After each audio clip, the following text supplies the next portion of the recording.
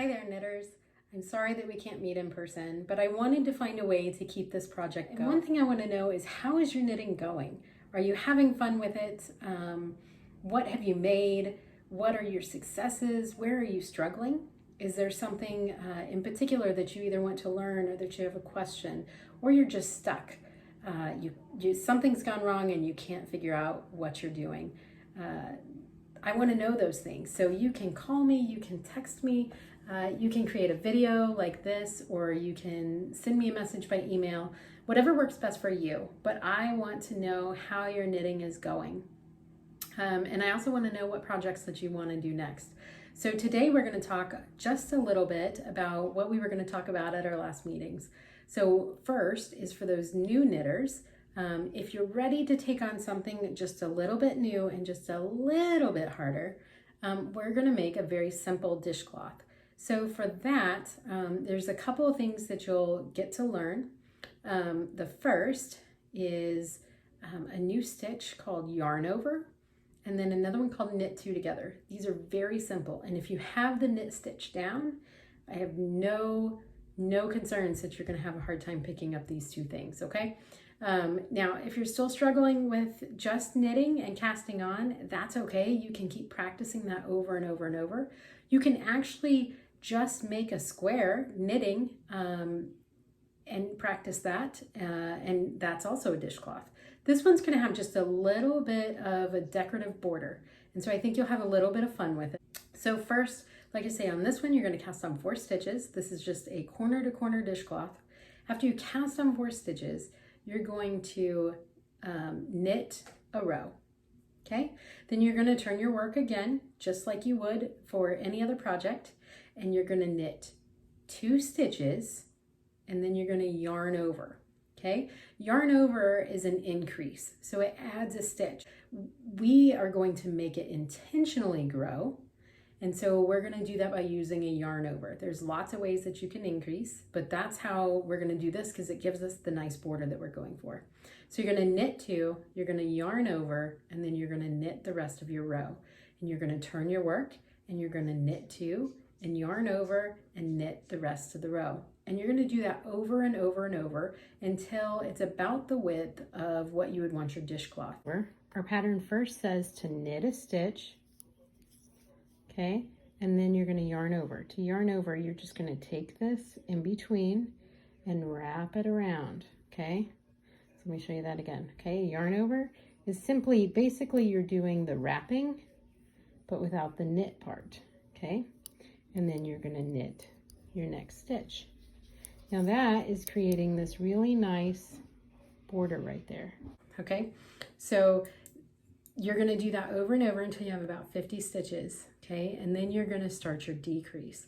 Now your decrease is where you are going to knit 1, then you're going to knit 2 together, then you're going to yarn over, then you're going to knit 2 together again, and then you're going to knit the rest of the row. That sounds like a lot, but it really is simple, and I know that you can do it.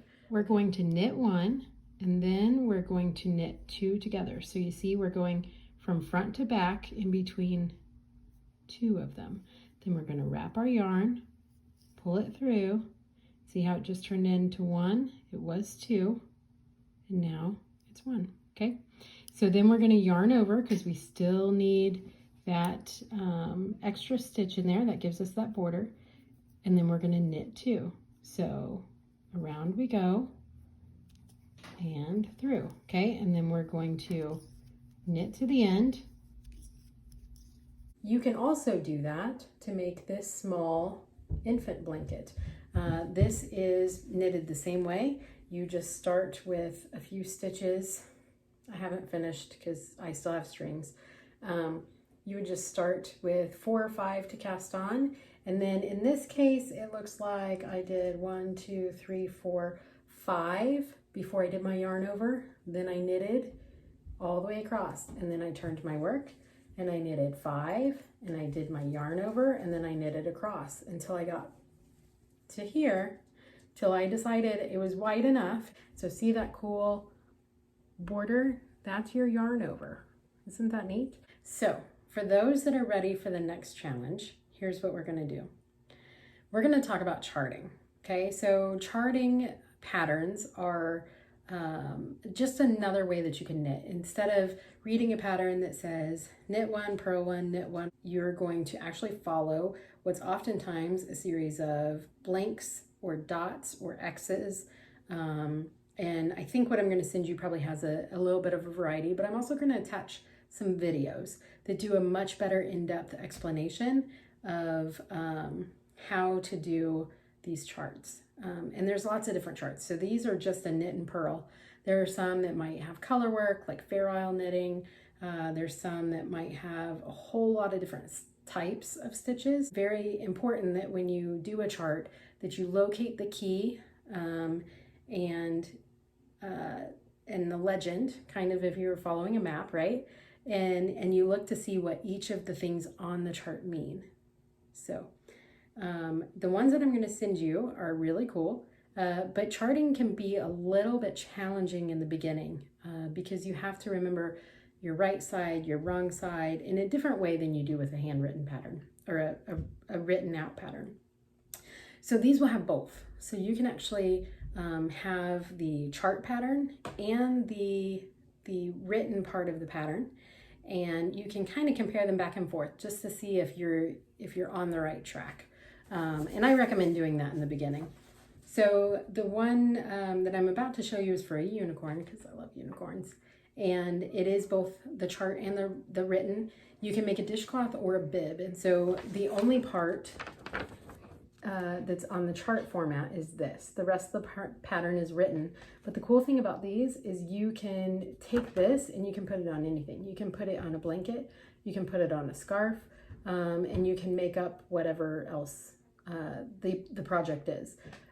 So this one is a series of X's, and right down here is the legend, and it says for blank boxes you're going to knit on odd rows and purl on even numbered rows, and if there's an X you're going to purl on odd number rows and knit on even number rows.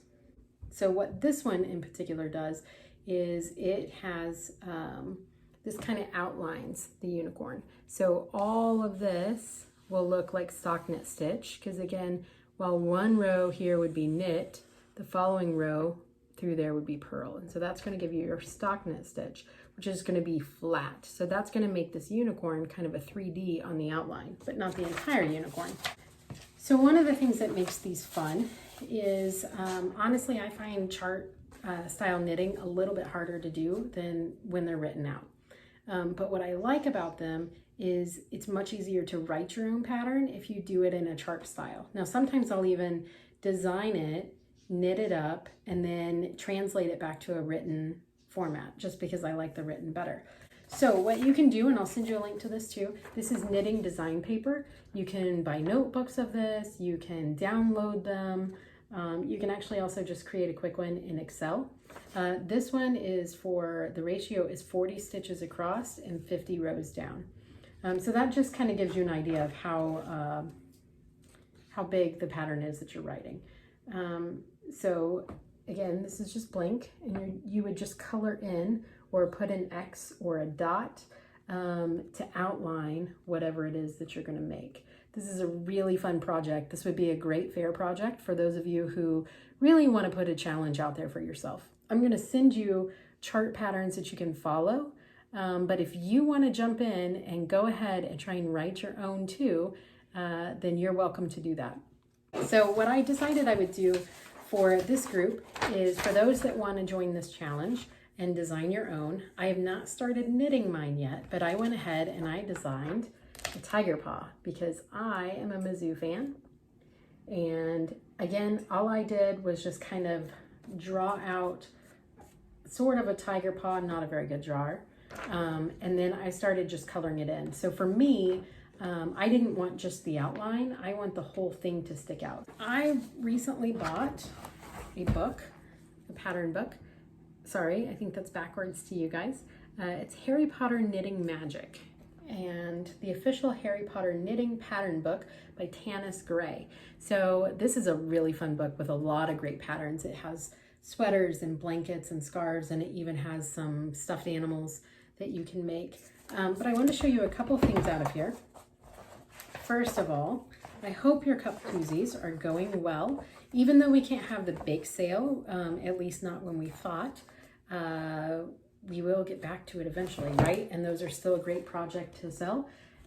This book has cup koozies. You guys thought I made that project up, but cup koozies are fun. And these were done in the house colors of Harry Potter and all of the houses. So those are fun. So if you want to learn how to stripe, that could be something that you work on.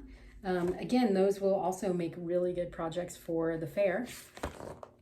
All right, so one of the projects I started out of this book is a series of dishcloths. So again, for those that want to try something a little bit harder, whether you decide to do charting or not, you can, these types of projects are really cool.